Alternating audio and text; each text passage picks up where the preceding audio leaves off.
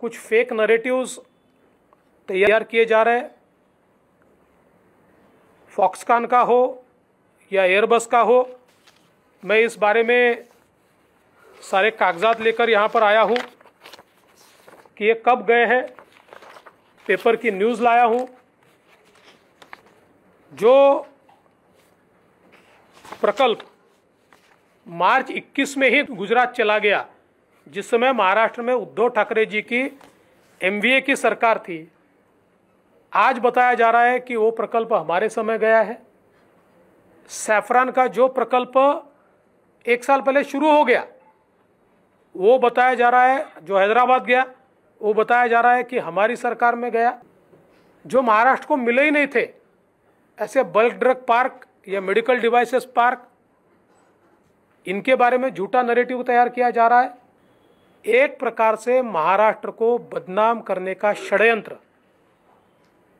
महाविकास आघाड़ी के लोग कर रहे हैं। वे अपनी सरकार जाने से इतने आहत है कि अब वो किसी भी प्रकार से हमारी सरकार को बदनाम करना चाहते, चाहे इस बदनामी में महाराष्ट्र बदनाम हो जाए, चाहे महाराष्ट्र से निवेशक दूर हो जाए, चाहे महाराष्ट्र की साख पर बट्टा लगे, उनको इससे कोई लेन देन नहीं है। लेकिन वो जितने झूठे नैरेटिव फैलाएंगे, उनका हर झूठ हम बेनकाब करेंगे। और मैं आज भी दावे के साथ कहता हूँ, 2 साल में महाराष्ट्र को नंबर 1 इन्वेस्टमेंट डेस्टिनेशन हम फिर बनाएंगे।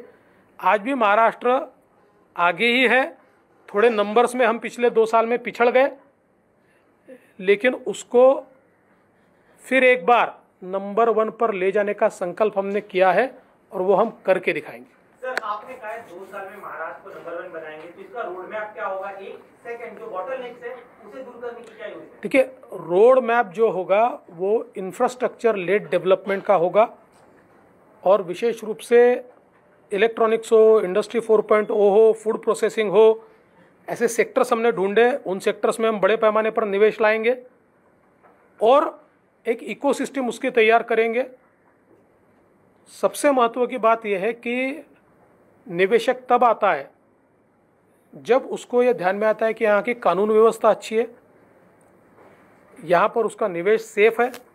जो पिछले सरकार में उसको लगता नहीं था, जिस प्रकार की वसूली वहाँ होती थी और जिस प्रकार के कांड सामने आए, उसके कारण निवेशक महाराष्ट्र से थोड़े दूर गए थे।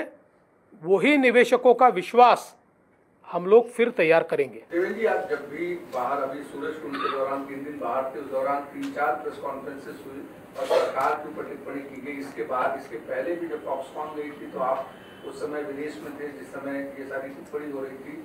आपको लगता है कि सरकार कहीं न कहीं जो चीज माननी चाहिए या जो चीज लोगों से डिले हो रहा है, इसके कारण ये सारा फेक नैरेटिव तैयार हो रहा है? नहीं, देखिए, ये मेरी प्रेस कॉन्फ्रेंस थोड़ी लेट हुई, इसमें कोई दो राय नहीं, क्योंकि मैं सूरज कुंड में था। लेकिन सरकार की तरफ से हम लोगों ने अलग अलग प्रकार से सफाई देने का प्रयास भी किया।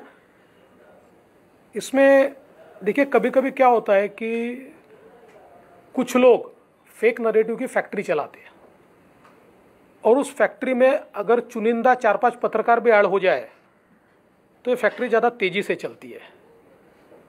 लेकिन मेरा विश्वास है कि महाराष्ट्र में कम से कम 95% हमारा जो मीडिया है, इसके पास सही इन्फॉर्मेशन पहुंचती है तो वो सही इन्फॉर्मेशन लोगों तक ले जाता है। आज सही इन्फॉर्मेशन मैंने आपको दी है, वो लोगों तक ले जाइए। आदित्य ठाकरे कह रहे हैं कि जब से आपकी सरकार है, तमाम प्रोजेक्ट गुजरात जा रहे हैं, इसी गुजरात में प्रोजेक्ट भेजने के लिए ये पूरा कांड रचा गया था। अच्छा, मेरा उनको ये सवाल है, ये सारे प्रोजेक्ट तो उनके ज़माने में गुजरात में गए। अब मैं ये पूछना चाहता हूँ कि अगर कोई इंडस्ट्री उनकी सरकार के रहते गुजरात जाना चाहे तो क्या वो रोक सकते हैं? कोई अधिकार है उनको? ये कमर्शियल डिसीजन होता है। इसमें आपको उस इंडस्ट्री के पीछे लग के, उसका हैंड होल्डिंग करके, उसको ज़्यादा सॉफ्ट्स देकर उसको अपने पास रखना पड़ता है। अभी उनको पता ही नहीं है। जिनको वसूली करना ही पता है, उनको लोगों को देकर कैसा लाया जाता है थोड़ी मालूम होता है।